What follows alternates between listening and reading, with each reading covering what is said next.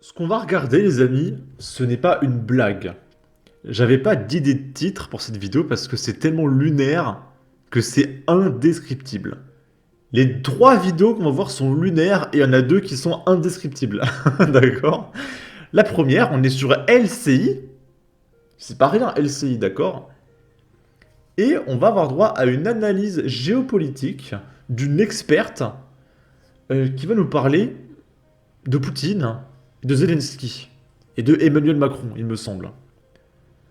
Et du coup, en gros, son analyse politique, c'est que l'Ukraine, c'est James Bond, et que Poutine, il est méchant, et que dans James Bond, on tue le méchant. Et vu que Poutine est méchant, et que l'Ukraine, c'était James Bond, c'est pas une blague, hein, d'accord? Je vous l'ai dit, c'est lunaire, je peux pas vous l'expliquer, d'accord? On va regarder ça, je mets des filtres. Vraiment, mais tous les jours, le niveau de stupidité bat des records. C'est un peu ancien, mais les James Bond. Dans les James Bond, qu'est-ce qu'on voit? On voit un méchant terroriste qui s'approprie l'arme nucléaire et qui menace le monde de destruction. Et nous sommes tous pour James Bond, parce qu'on veut que le James Bond sauve le monde. On est prêt à soutenir tout son combat. Il peut tuer autant de personnes qu'il veut, il peut intervenir partout pour sauver le monde. Et Donc, on peut tuer tout le monde parce qu'on est gentil. aujourd'hui, nous avons la réalité. James Bond est en réalité, parce qu'aujourd'hui, le terroriste, c'est un... En plus, il dit, mais c'est la réalité. Voilà, il est là, James Bond, d'accord, les copains. Ici, il y a Dark Vador et à droite, il y a Gandalf, d'accord. Et puis, du coup, Poutine, c'est Sauron, d'accord, qui a le gant infini de Thanos. Et qui c'est qui arrête Thanos? C'est les Avengers. Et c'est qui, les Avengers? Et c'est l'Union Européenne. Voilà, tout est clair, bordel. approprié qui a l'arme nucléaire, il est au Kremlin, il s'appelle Poutine, il menace à tuer le monde entier. C'est pas bien, j'ai fini. Et le James Bond d'aujourd'hui, le seul James Bond d'aujourd'hui, c'est qui? C'est peut-être notre président de la République qui timidement essaie de sauver ce monde. Et on voit autour, du coup, tous ceux qui vont au cinéma pour applaudir James Bond, toutes les femmes sont amoureuses, les hommes veulent devenir comme lui. Et là, on crache sur lui, on dit il n'a pas droit, il faut qu'il reste chez lui, on va pas y aller. Attendez, il faut qu'on avance. Il faut qu'on avance parce qu'on a un invité. Voilà, elle a raison. Vu que Macron c'est James Bond, et que quand on va au cinéma, tous les hommes adorent James Bond, et que les femmes elles sont amoureuses de James Bond, et il faut que toutes les femmes soient amoureuses d'Emmanuel Macron, et que tous les hommes soutiennent Macron, parce que c'est James Bond, d'accord? En tout cas, elle a l'air de beaucoup aimer James Bond, hein. Pseudélique qui répond, elle a la garde en crue.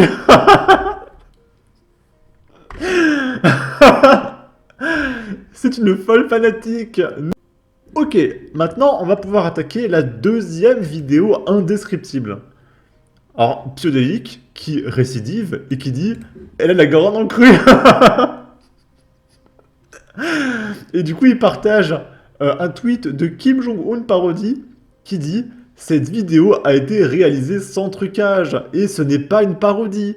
Cette propagandiste du régime mariée à Blanquer, donc c'est la femme de Michel Blanquer, explique que si tout va mal pour Macron, c'est à cause de sa supériorité qui impressionne tout le monde et empêche ses conseillers de lui dire de ce qui ne va pas. Donc en gros, elle va nous expliquer que Macron, il est tellement beau, brillant, fort, talentueux, mais exceptionnel, que ses conseillers et ses ministres sont absolument éblouis, et du coup, ils n'arrivent pas à prendre de décision face à Emmanuel Macron, parce qu'il est trop imposant, il est trop intimidant, il est exceptionnel. D'accord? C'est pas une blague, elle va le dire. Avec quasiment les mêmes termes, d'accord? Donc on est sur BFM TV. Et vous allez voir, mais c'est lunaire. Il y a une chose, c'est qu'il faut savoir que le président de la République, il impressionne tout le monde autour de lui. Non, mais quand je vous dis ça, c'est pas un petit sujet politique. C'est-à-dire qu'il impressionne, les députés sont les petits enfants. Et ses conseillers et les ministres au fond, ils sont tous bluffés. Mais au lieu d'être facteur, si vous voulez, d'une belle et saine émulation, eh bien, ce caractère impressionnant du président de la République paralyse le système. C'est-à-dire qu'en fait, donc en gros, si Emmanuel Macron fait des erreurs, c'est parce qu'il est tellement exceptionnel que les ministres sont paralysés face à lui et du coup ne prennent pas les bonnes décisions. Donc en fait, Macron est tellement fort bah, qu'il en vient à ruiner le pays. C'est pas qu'il est nul, hein, c'est juste qu'il est trop fort, d'accord? Ils ont tous, au fond, une forme de sidération parce que il est exceptionnel, Emmanuel Oui, enfin, il fait des erreurs comme tout le monde. Il fait des erreurs monumentales, bien sûr, mais c'est pas le sujet. C'est qu'en fait, il y a dans son tempérament, dans son intelligence.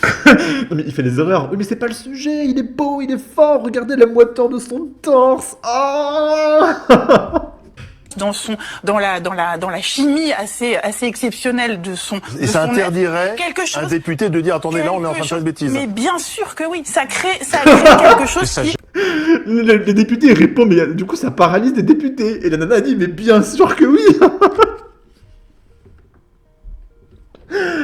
Alors Michel Blanquer, je te conseille de faire très attention à ta femme parce que je pense que elle a des sentiments pour Emmanuel Macron. Donc fais attention Michel Blanquer, surveille ta femme. Qui paralyse un peu le fonctionnement autour de lui et la circulation de l'information. Il y a une chose. Voilà. Maintenant, vous savez pourquoi le pays est en train de sombrer. Ce déni de réel chez les macronistes, le réveil risque d'être violent. On voit rarement de telles gorges profondes. Aucune fierté, honte, et ça fait la morale à longueur de journée sur cette chaîne de désinformation qui me fait pitié.